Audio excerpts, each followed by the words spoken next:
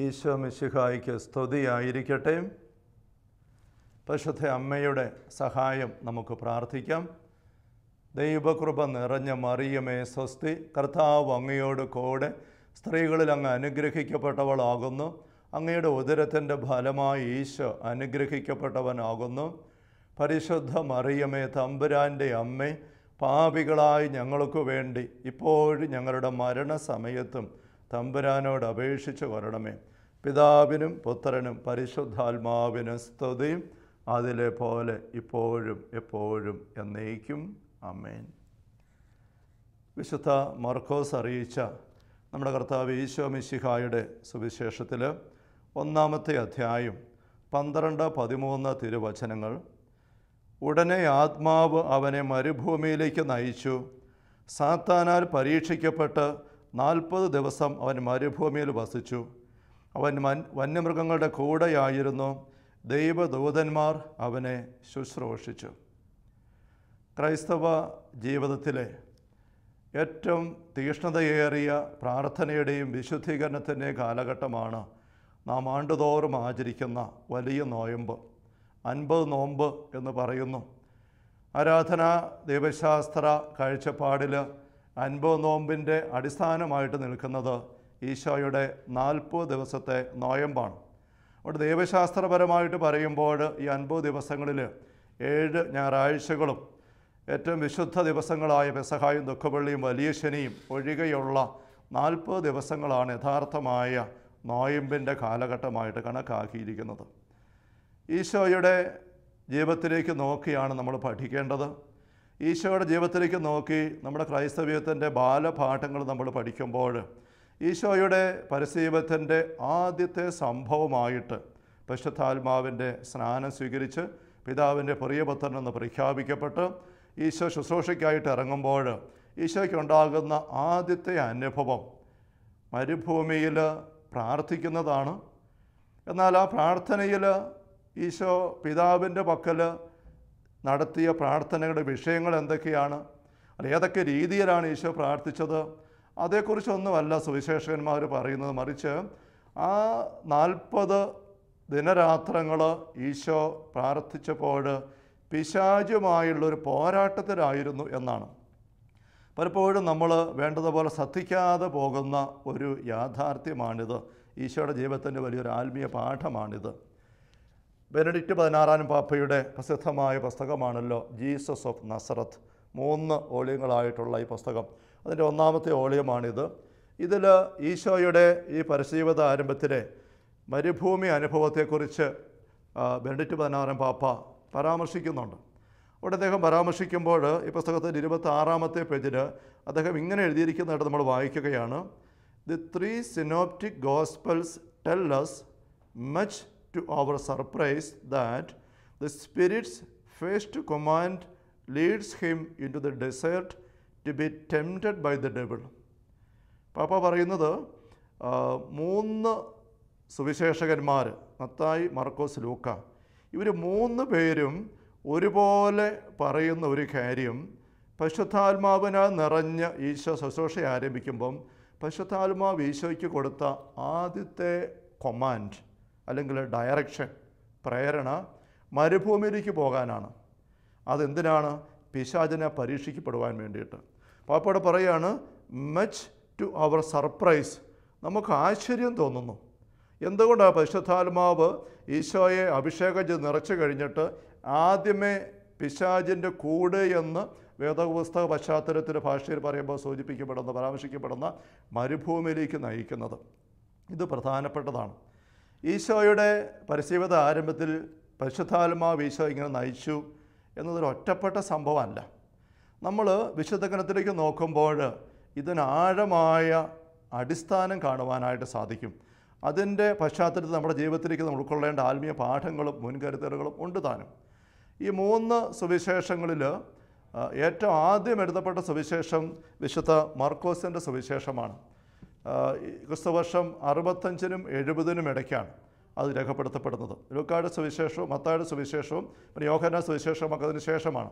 അപ്പോൾ ആദ്യം എഴുതപ്പെട്ടതായി മർക്കോസിൻ്റെ സുവിശേഷം വെച്ചാൽ ഈശോയുടെ ജീവിതവുമായിട്ട് കാലഗണനയിൽ ഏറ്റവും ചേർന്ന് നിൽക്കുന്ന, അടുത്ത് നിൽക്കുന്ന, അതുകൊണ്ട് തന്നെ ഈശോയുടെ ജീവിതത്തിൻ്റെ പരമാവധി നേർക്കാഴ്ച നമുക്ക് നൽകുന്ന സുവിശേഷം തന്നെയാണ് മർക്കോസിൻ്റെ സുവിശേഷം എന്ന് നമുക്ക് പറയാം.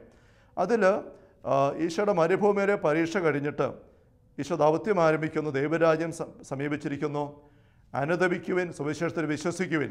പിന്നെ ഈശോ ആദ്യ ശിഷ്യന്മാരെ തിരഞ്ഞെടുക്കുന്നു. അതിനുശേഷം ഈ സുവിശേഷകൻ ഈശോയുടെ ജീവിതത്തെക്കുറിച്ച് ആദ്യമായിട്ട് രേഖപ്പെടുത്തുന്ന സംഭവം ഒരു പിശാച് ബഹിഷ്കരണ സംഭവമാണ്. അത് വളരെ അർത്ഥവത്താണ് എന്ന് ബൈബിൾ വ്യാഖ്യാതാക്കൾ ചൂണ്ടിക്കാണിക്കുന്നുണ്ട്.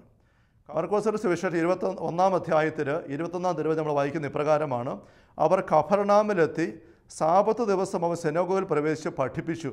അവൻ്റെ പ്രബോധനത്തിൽ അവർ വിസ്മയഭരിതരായി. കാരണം നിയമജ്ഞരെ പോലെയല്ല, അധികാരമുള്ളവനെ പോലെയാണ് അവൻ പഠിപ്പിച്ചത്. അശുദ്ധാത്മാവ് ബാധിച്ച ഒരുവൻ അവിടെ ഉണ്ടായിരുന്നു. അവൻ അലറി, നസറായനായ ഈശോയെ, നീ എന്തിന് ഞങ്ങളുടെ കാര്യത്തിൽ ഇടപെടുന്നു? ഞങ്ങളെ നശിപ്പിക്കാനാണ് നീ വന്നിരിക്കുന്നത്. നീ ആരാണെന്ന് എനിക്കറിയാം, ദൈവത്തിൻ്റെ പരിശുദ്ധൻ. ഈശോ അവനെ ശാസിച്ചു, നിശബ്ദനായിരിക്കുക, അവനെ വീട്ടിൽ നീ പുറത്തു വരിക. തൽക്ഷണം അത് പുറത്തുപോയി. അപ്പോൾ ഒന്നാമത്തെ ഈശോയുടെ ശുശ്രൂഷ അനുഭവം, സംഭവം ഇതാണ്. അവിടെ ഈശോ പഠിപ്പിക്കുകയാണ് ചെയ്തത്, സാബത്തിൽ സിനഗോഗിൽ. പക്ഷേ പഠിപ്പിച്ചതിൻ്റെ വിഷയങ്ങൾ എന്താണെന്ന് പറയാനായിട്ട് സുവിശേഷകൻ ശ്രദ്ധിക്കുന്നില്ല. ഈശോ എന്താ വിഷയം ആദ്യം പഠിപ്പിച്ചത്? ആദ്യത്തെ പ്രബോധന വിഷയം പറഞ്ഞു, ദൈവരാജ്യം സമീപിച്ചിരിക്കുന്നു, സുവിശേഷത്തിൽ വിശ്വസിക്കുക. പിന്നെ സാബത്തിൽ ഈശോ വിശദമായിട്ട് പഠിപ്പിക്കുന്നതിനെപ്പറ്റി സുവിശേഷം പറയുമ്പം ഏതെല്ലാം കാര്യങ്ങൾ എണ്ണി പറഞ്ഞുവെന്ന് പഠിപ്പിച്ചു എന്ന് സൂചിപ്പിക്കാനായിട്ട് സുവിശേഷകൻ താല്പര്യപ്പെടുന്നില്ല. മറിച്ച് ഈശോയുടെ സാന്നിധ്യം പടി, പ്രബോധനം പടി അവിടെ സംഭവിച്ച കാര്യം എന്താണെന്ന് പറയുകയാണ്. എന്താണ് ആ കാര്യം? അവിടെ ഉണ്ടായിരുന്ന ഒരു വ്യക്തിയിലെ അശുദ്ധാത്മാവ് വെളിപ്പെട്ടു, അത് പുറത്തു പോകാൻ ഇടവന്നു. അപ്പോൾ ഈശോയുടെ പരസ്യജീവിതത്തിൻ്റെ ആദ്യത്തെ സംഭവമായിട്ട് ഈശോയുടെ ജീവിതത്തിൽ ഏറ്റവും ചേർന്ന് നിൽക്കുന്ന സുവിശേഷകൻ ചൂണ്ടിക്കാണിക്കുന്നത് പിശാചിനെതിരെയുള്ള പോരാട്ടം, അവനെ പുറന്തള്ളിക്കൊണ്ടുള്ള ഈശോയുടെ ശക്തമായ ആരംഭം കുറിക്കൽ. അങ്ങനെയാണ്. വീണ്ടും നമ്മൾ മത്തായിയുടെ സുവിശേഷത്തിൽ 16-ാമത്തെ അധ്യായത്തിൽ കേസറെ ഫിലിപ്പിയിൽ വെച്ച് ഈശോയുടെ മനോഹരമായ നീ ജീവനുള്ള ദൈവത്തിൻ്റെ പുത്രനായ ക്രിസ്തുവാണെന്നുള്ള പത്രോസിൻ്റെ ഏറ്റുപറച്ചിൽ നമ്മൾ ശ്രദ്ധിക്കുന്ന രംഗമാണ്. മത്തായി 16-13 വരെയുള്ള തിരുവചനങ്ങൾ നമുക്കറിയാം. ഞാൻ ആരാണെന്നാണ് ജനങ്ങൾ പറയുന്നത് ഈശോ ചോദിക്കുന്നു, ഉത്തരം കേട്ടു. ഞാൻ ആരാണെന്നാണ് നിങ്ങൾ പറയുന്നത്? ഉത്തരം പത്രോസ് പറഞ്ഞു, നീ ജീവനുള്ള ദൈവത്തിൻ്റെ പുത്രനായ ക്രിസ്തുവാണ്. അത് കേട്ട് കഴിയുമ്പോൾ ഈശോയ്ക്ക് അത് പിതാവിൽ നിന്നുള്ള വലിയൊരു അടയാളമായിട്ടുള്ള തിരിച്ചറിവാണ് കിട്ടുന്നത്. അപ്പോൾ ഈശോ പറയുകയാണ്, യോനായുടെ പുത്രനായ ശമയോനെ, നീ ഭാഗ്യവാൻ. ഇത് പറയാൻ സാധിക്കുക വഴി എനിക്കൊരു ബോധ്യം കിട്ടിയിരിക്കുകയാണ്. പിതാവ് ഒരു അടയാളം തന്നിരിക്കുകയാണ്. നീ ആകുന്ന പാറമേൽ ഇന്ന് നീ ശമയോനല്ല. ശമയോൻ എന്ന് പറഞ്ഞാൽ ഇളങ്ങുന്ന, കാറ്റത്തിളങ്ങുന്ന ഞാങ്ങണയെന്നാണ്. കേപ്പെന്ന് വെച്ചാൽ പാറ, ഉറച്ച് നിൽക്കുന്നതാണ്. നിൻ്റെ ഈ വിശ്വാസ പ്രഖ്യാപനം അതൊരു ഉറപ്പുള്ള പാറയാണ്. അവിടെ നിൻ്റെ പേര് തന്നെ ഇനി പാറ എന്നാക്കുകയാണ്. ഈ പാറമേൽ എൻ്റെ സഭ, പള്ളി ഞാൻ പണിയും. വിശുദ്ധ സുവിശേഷങ്ങളിൽ ഈശോ സഭയെക്കുറിച്ച്, പള്ളിയെക്കുറിച്ച് പരാമർശിക്കുന്ന 3 രംഗങ്ങൾ മാത്രമേ ഉള്ളൂ, 3 അവസരങ്ങളേ ഉള്ളൂ സുവിശേഷങ്ങളിൽ. അത് മത്തായിയുടെ സുവിശേഷത്തിലാണ്. അതിൻ്റെ ആദ്യത്തെ രംഗം നമ്മൾ കാണുന്നത് ഇവിടെ 16-ാം അധ്യായത്തിലാണ്. അപ്പോൾ ഇവിടെ എൻ്റെ പള്ളി ഞാൻ പണിയും. ഈശോ തൻ്റെ കാലശേഷം ഭൂമിയിൽ ദൈവരാജ്യ ശുശ്രൂഷ ചെയ്യാനുള്ള താക്കോൽ വഹിക്കാൻ പോകുന്ന ഏജൻസി അല്ലെങ്കിൽ വേദി, അത് സഭയാണ്. ആ സഭയെക്കുറിച്ചുള്ള ഈശോയുടെ ആദ്യത്തെ ചിന്ത ഈശോ പങ്കുവെക്കുകയാണ് ഇവിടെ. എൻ്റെ സഭ ഞാൻ സ്ഥാപിക്കും, എൻ്റെ പള്ളി ഞാൻ പണിയും. ഈ ഒരു പ്രഖ്യാപനം നടത്തിയ ഉടൻ തന്നെ പിന്നെ ഈശോയുടെ വായിൽ നിന്ന് വരുന്ന വചസ് എന്താണ്? 18-ാം വാക്യം നമ്മൾ വായിക്കുകയാണ്, ഈ പാറമേൽ എൻ്റെ സഭ ഞാൻ സ്ഥാപിക്കും, നരക കവാടങ്ങൾ അതിനെതിരെ പ്രബലപ്പെടുകയില്ല. ഇത് നമ്മൾ ശ്രദ്ധിക്കണം. സഭയെ സ്ഥാപിക്കും പാറമേൽ, ഈ വിശ്വാസ പ്രഖ്യാപനത്തിൻ്റെ മേൽ എന്ന് പറഞ്ഞു കഴിഞ്ഞിട്ട് അതിൻ്റെ ബാക്കി പത്രോസിന് എന്തെല്ലാം കാര്യം പറയാൻ ഈശോയ്ക്ക് ഉണ്ട്. ഒരു പക്ഷേ പത്രോസിൻ്റെ വിശ്വാസത്തിൽ ഉറച്ചു നിൽക്കണം, മറ്റ് അപ്പസ്വലന്മാരെ കൂട്ടണം, വിശ്വാസികൾ കടന്നു വരും, വരദാനങ്ങൾ അവിടെ ജ്വലിക്കും, അങ്ങനെ സഭ വളരും. അങ്ങനെ കുദാശകൾ, എന്തെല്ലാം കാര്യങ്ങൾ ഈശോയ്ക്ക് സഭയുമായി ബന്ധപ്പെട്ട് ഈശോയ്ക്ക് മുൻകൂട്ടി കാണാനുണ്ട്, പറയാനുണ്ട്. പക്ഷെ അതിലേക്കൊക്കെ പോകുന്നതിന് മുമ്പ്, അല്ല അതിലേക്ക് എന്തെങ്കിലും പറയുന്നതിന് മുമ്പ് ഈശോ ആദ്യം പറയുന്ന കാര്യം ഇതാണ്: നരക കവാടങ്ങൾ അതിനെതിരെ പ്രബലപ്പെടുകയില്ല. ഈശോയുടെ ഉള്ളിൽ എന്താണ് സഭയെന്ന് പറഞ്ഞു കഴിയുമ്പോൾ ഉടൻ തന്നെ നരകത്തെക്കുറിച്ച് ചിന്ത വരുന്നത്. അത് നമ്മൾ ശ്രദ്ധിക്കണം. യാദൃശ്യമായിട്ട് പറഞ്ഞു പോകുന്നതല്ല. ഈശോ ഒന്നും ഒരു കാര്യവും ഒരിക്കലും യാദൃശികമായിട്ട് പറയാറില്ല എന്ന് നമുക്കറിയാം. ഈശോ പറയുന്നതെല്ലാം ഹൃദയത്തിൻ്റെ ആഴത്തിൽ നിന്നും സ്വർഗസ്ഥനായ പിതാവ് തന്നോട് ആവശ്യപ്പെടുന്ന കാര്യങ്ങൾ മാത്രമാണ് താൻ പറയുന്ന ഈശോ പറഞ്ഞിട്ടുണ്ട്. അങ്ങനെ പറയുന്ന കാര്യങ്ങളാണ്. അപ്പോൾ ഈശോ ഈ മുന്നറിയിപ്പ് കൊടുക്കുകയാണ്, നരക കവാടങ്ങൾ സഭയ്ക്കെതിരെ തുറക്കും. അപ്പോൾ സ്വർഗത്തിൻ്റെ കവാടം ഭൂമിയിൽ തുറക്കപ്പെടുന്നതാണ് സഭ. അങ്ങനെ സഭയുടെ വേദിയിൽ സ്വർഗത്തിൻ്റെ താക്കോൽ വാതിൽ ഇവിടെ സ്ഥാപിക്കപ്പെടുമ്പോൾ നരകവും അതിൻ്റെ വാതിൽ ഇവിടെ തുറക്കാൻ നോക്കും, ഇവിടെ സ്ഥാപിക്കും, ഇവിടെ തുറക്കും. സഭയ്ക്കെതിരെയാണ് അത് വരിക. പക്ഷെ പ്രബലപ്പെടുകയില്ല, ബലാബലം വരികയില്ല എന്ന് ഈശോ പറയുകയാണ്. അങ്ങനെ പറഞ്ഞിട്ട് ഈശോ വീണ്ടും പത്രോസിനോട് അധികാരത്തിൻ്റെ വാക്കുകൾ പറയുന്നു. അത് കഴിഞ്ഞിട്ട് സ്വർഗരായി തന്നെ താക്കോൽ നിനക്ക് ഞാൻ തരും, ഭൂമിയിൽ കെട്ടുന്നതെല്ലാം സ്വർഗത്തിലും കെട്ടപ്പെട്ടിരിക്കും, ഭൂമിയിൽ അഴിക്കുന്നതെല്ലാം സ്വർഗത്തിലും അഴിക്കപ്പെട്ടിരിക്കും. ഇത് പറഞ്ഞു കഴിഞ്ഞിട്ട് ഈശോ തൻ്റെ ഉള്ളിൽ ബോധ്യം കിട്ടുകയാണ്, ഇനി ഈ രക്ഷ, സഭാസ്ഥാപനം, ദൈവരാജ്യ പ്രഖ്യാപനം, പൂർത്തീകരണം എങ്ങനെ താൻ ചെയ്യാൻ പോകുന്നത് എന്നതിനെക്കുറിച്ച് ആദ്യത്തെ സൂചന ഈ അപ്പോസ്തലന്മാർക്ക് കൊടുക്കണം. അപ്പോൾ ഈശോ 21 വാക്യം നമ്മൾ വായിക്കുകയാണ്, അപ്പോൾ മുതൽ ഈശോ തനിക്ക് ജെറുസലേമിലേക്ക് പോകേണ്ടിയിരിക്കുന്നുവെന്നും ശ്രേഷ്ഠന്മാരിൽ നിന്ന് പ്രധാന പുരോഹിതന്മാരും നിയമജരെന്നും വളരെയേറെ സഹിക്കേണ്ടി വരുമെന്നും താൻ വധിക്കപ്പെടുമെന്നും 3-ാം ദിവസം ഉയർപ്പിക്കപ്പെടുമെന്നും ശിഷ്യന്മാരെ അറിയിച്ചു തുടങ്ങി. ഉടനെ ഇത് കേട്ട് പത്രോസ് നിൽക്കുകയാണ്. പത്രോസ് എടുത്തിയാട്ടക്കാരനാണ്. തൊട്ടു മുമ്പ് നമ്മൾ കണ്ട് പിതാവായ ദൈവത്തിൻ്റെ സ്വരം ആത്മാവ് വഴി ശ്രമിച്ചിട്ട് പങ്കുവെച്ച് കറക്റ്റാണെന്ന് ഈശോ അടിവരയിട്ട് ശരി പറഞ്ഞു കൊടുത്തു കഴിഞ്ഞു. അതുകൊണ്ട് ഇപ്പോൾ പത്രോസിന് ഒരു ആധികാരിക സ്ഥാനമുണ്ട്. അതുകൊണ്ട് പത്രോസ് തന്നെ മുന്നോട്ട് വന്നിട്ട് പറയുകയാണ്, പത്രോസ് അവനെ മാറ്റി നിർത്തി തടസ്സം പറയാൻ തുടങ്ങി, ദൈവം കനിയട്ടെ കർത്താവേ, ഇതൊരിക്കലും നിനക്ക് സംഭവിക്കാതിരിക്കട്ടെ. ഈശോ തിരിഞ്ഞ് പത്രോസിനോട് പറഞ്ഞു, സാത്താനെ, നീ എൻ്റെ മുൻപിൽ നിന്ന് പോവുക. സാത്താനെ എന്ന് പത്രോസിൻ്റെ കണ്ണുകളിലേക്ക് നോക്കി, മുഖത്തേക്ക് നോക്കി ഈശോ വിളിച്ചു. നമ്മൾ വീണ്ടും ഓർക്കണം, ഈശോയുടെ അധരങ്ങളിൽ നിന്ന് ഒരു പാഴുവാക്ക് പോലും വരത്തില്ല. ഈശോ പത്രോസിനെ നോക്കി സാത്താനെ എന്ന് വിളിച്ചെങ്കിൽ അത് ഈശോ അർത്ഥമാക്കിയിട്ടും അറിഞ്ഞുകൊണ്ട് തന്നെ ബോധ്യപ്പെട്ടും വിളിക്കുന്നതാണ്. ഇവിടെ എന്താണ് അത് സംഭവിക്കുന്നത്? നമ്മളതിൻ്റെ മറ്റു കാര്യങ്ങളിലേക്കൊന്നും കടക്കുന്നില്ല.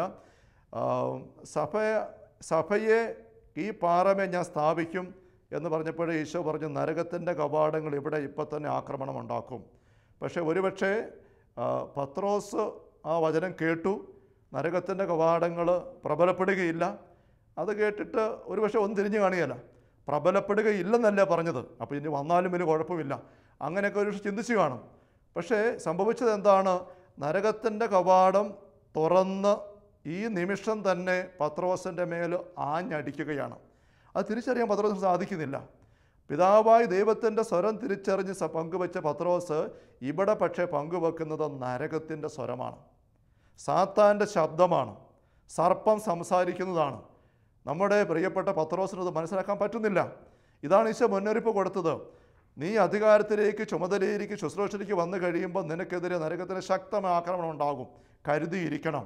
കരുതാൻ പത്രോസിന് സാധിച്ചില്ല. തിരിച്ചറിയാൻ പറ്റുന്നതിന് മുമ്പ് തന്നെ തട്ടുകിട്ടിക്കഴിഞ്ഞു. അതുകൊണ്ട് ഈശോ തെളിച്ചു പറഞ്ഞു, ഈശോ അടുത്തുണ്ട്, ഈശോയ്ക്ക് അറിയാം. ഈശോ തെളിച്ചു പറഞ്ഞു, സാത്താനേ. പത്രോസിനെ നോക്കിയാണ്. പത്രോസല്ല സാത്താൻ, പത്രോസിലൂടെ സാത്താൻ സംസാരിക്കുകയാണ്. പത്രോസ് ഞടുങ്ങി. ഈ ഒരു വചനരംഗം സുവിശേഷങ്ങളിൽ രേഖപ്പെടുത്തപ്പെടുമ്പോൾ നമുക്കറിയാം, ഈശോയുടെ കാലശേഷം 20, 30, 40 വർഷങ്ങൾ കഴിഞ്ഞിട്ടാണ് ഈ സുവിശേഷങ്ങൾ എഴുതപ്പെടുന്നത്. ഈ സുവിശേഷങ്ങൾ എഴുതപ്പെടുമ്പോൾ പത്രോസ് സഭാ തലവനാണ്, 1-ാമത്തെ മാർപ്പാപ്പയാണ്. വിശ്വാസികളെല്ലാവരും പത്രോസിനെയാണ് അവസാന വാക്കിന് വേണ്ടി, ദൈവിക കാര്യങ്ങളെക്കുറിച്ച് അവസാന വാക്കിന് വേണ്ടി നോക്കുന്നത്. പത്രോസാണ് തലവൻ.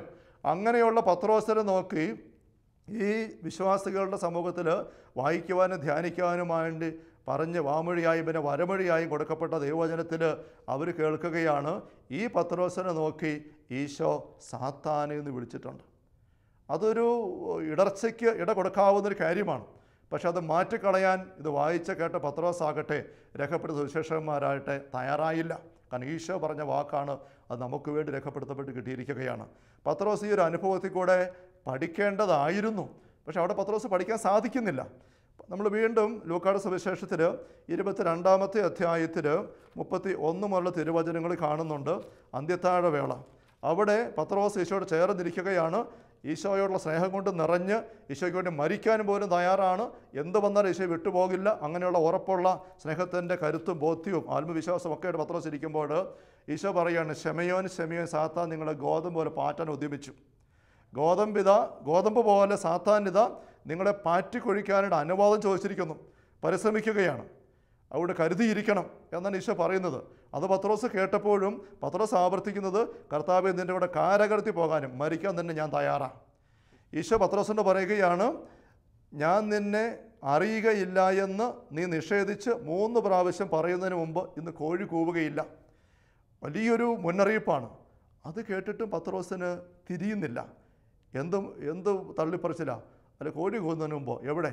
സാത്താൻ ഗോതമ്പ് പോലെ പാറ്റിക്കൊഴിക്കാനോ എന്നത്? അതൊക്കെ പത്രോസ് അവഗണിച്ചു. സംഭവിക്കുന്നത് നമുക്കറിയാം. ഈശോ അറസ്റ്റ് ചെയ്യപ്പെട്ട് വിചാരണ ചെയ്യപ്പെടുമ്പോൾ പത്രോസ് ഈശോയെ തള്ളിപ്പറയുന്നു. ഒരിക്കലല്ല, 2 അല്ല, 3 പ്രാവശ്യം. അത് വെറുതെ ഒരു പറച്ചിലല്ല, ശപിച്ച് പറയുന്നു, ആണയിട്ട് നിഷേധിച്ച് അങ്ങനെ ഈശോയെ തള്ളിപ്പറഞ്ഞ് ദയനീയമായിട്ട് പരാജയപ്പെടുകയാണ്. ഈ പാഠത്തിലൂടെ അനുഭവത്തിലൂടെ പത്രോസ് പഠിച്ചു.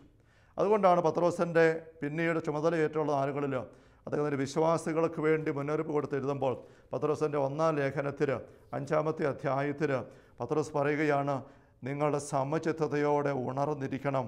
നിങ്ങളുടെ ശത്രുവായ പിശാച് അലറുന്ന സിംഹത്തെ പോലെ ആരെ വിഴുങ്ങും അനുസരിച്ച് ചുറ്റി നടക്കുന്നു. വിശ്വാസത്തിൽ ഉറച്ചു നിന്നിട്ട് അവനെ എതിർക്കുവിൻ. ലോകം എങ്ങുമുള്ള നിങ്ങളുടെ സഹോദരങ്ങൾ ഇതേ സകലം തന്നെ ആവശ്യപ്പെട്ടിരിക്കുന്ന അറിയണം. നിങ്ങൾ ജാഗ്രതയോടെ ആയിരിക്കണം, സമചിത്തതയോടെ ആയിരിക്കണം. ലോകമെമ്പാടുമുള്ള നമ്മുടെ സകല വിശ്വാസികൾക്കുമുള്ളൊരു പോരാട്ടമുണ്ട്. ശത്രുവായ പിശാച് ആരെ വിഴുങ്ങണം നോക്കിക്കൊണ്ട് അലറുന്ന സിംഹത്തെ പോലെ ചുറ്റി നടക്കുകയാണ്. അവനെ ചേർത്ത് നിൽക്കാൻ നിങ്ങൾ ജാഗ്രതയെടുക്കണം എന്ന് പത്രോസ് കരുത്തോടെ പങ്കുവെക്കുകയാണ്.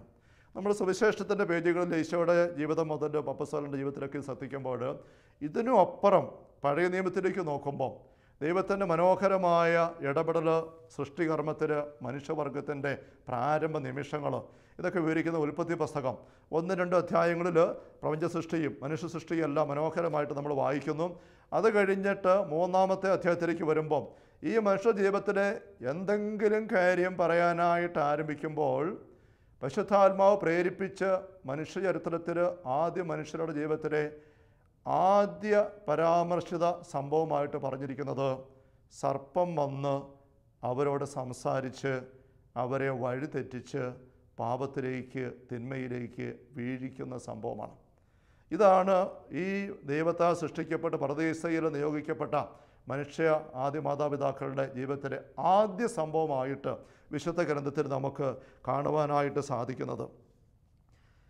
പിന്നീട് ആദവും വീണ് കഴിഞ്ഞിട്ടുള്ള അടുത്ത രംഗം 4-ാം അധ്യായം വായിക്കുമ്പോഴും നമ്മൾ ഇത് തന്നെയാണ് കാണുന്നത്.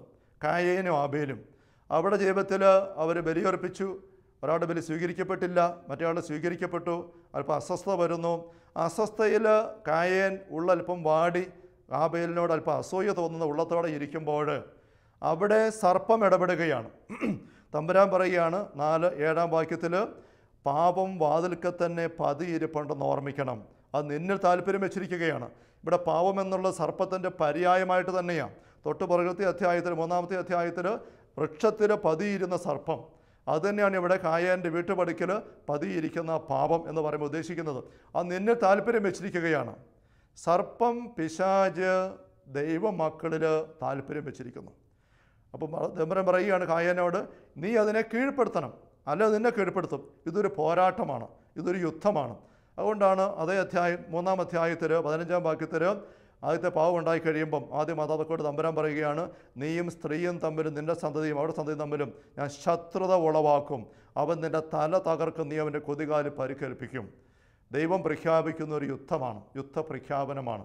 അതിനകത്ത് അണുവിട മാറ്റം വരത്തില്ല. ഈ യുദ്ധത്തിൻ്റെ പല പല തലങ്ങളാണ് നമ്മളിപ്പോൾ ഈ വചന രംഗങ്ങളിലൂടെ കണ്ടത്.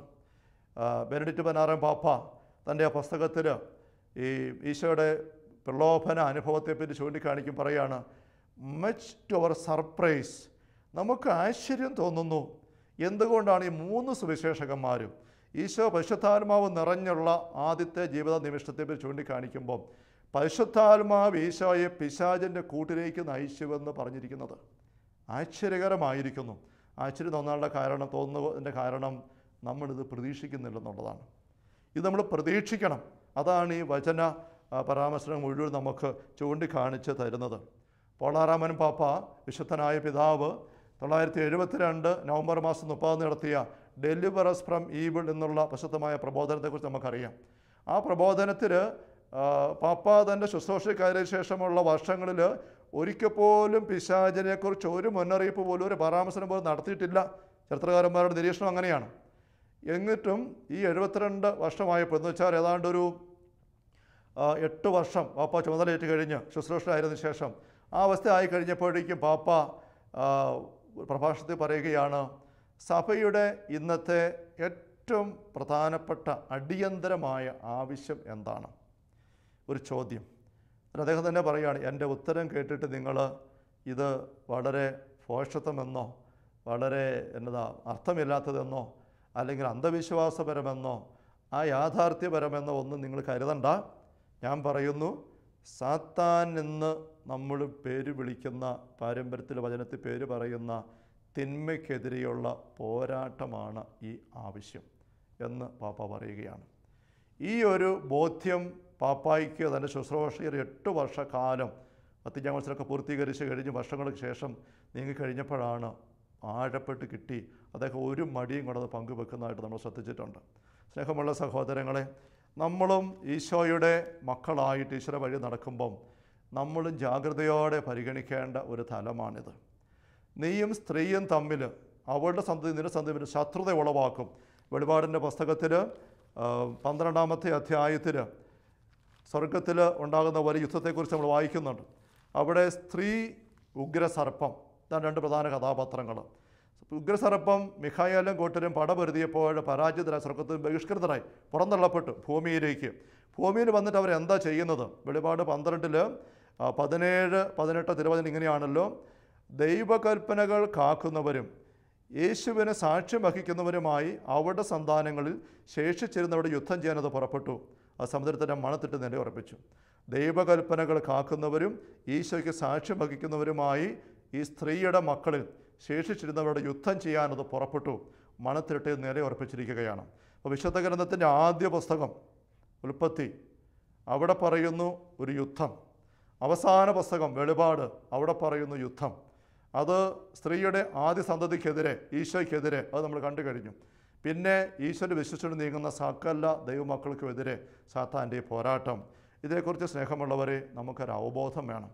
നമ്മൾ ആണ്ടുവട്ടത്തിലെ ഏറ്റവും പ്രധാനപ്പെട്ടതായ പ്രാർത്ഥനയുടെയും പ്രായശ്ചിത്തത്തിൻ്റെയും കാലഘട്ടമായി വലിയ നോയമ്പിൽ പ്രവേശിക്കുമ്പോൾ തന്നെ ഈശോയുടെ മരുഭൂമി പരീക്ഷണ പ്രലോഭന പോരാട്ട രംഗമാണ് ധ്യാന വിഷയമാക്കുന്നത്.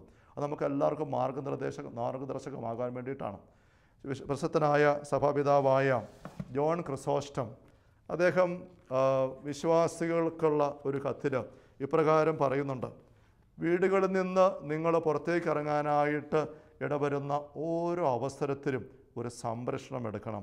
അദ്ദേഹം പറയുന്നത് ഇങ്ങനെയാണ്: Just as without sandals and cloak no one of you choose to go down to the marketplace, so without this word never enter the marketplace. നിങ്ങൾ വീട്ടിൽ നിന്നും പുറത്തേക്ക് പോകുമ്പോൾ ചെരുപ്പെടുക്കാതെ പോകുമോ? ഇല്ലല്ലോ.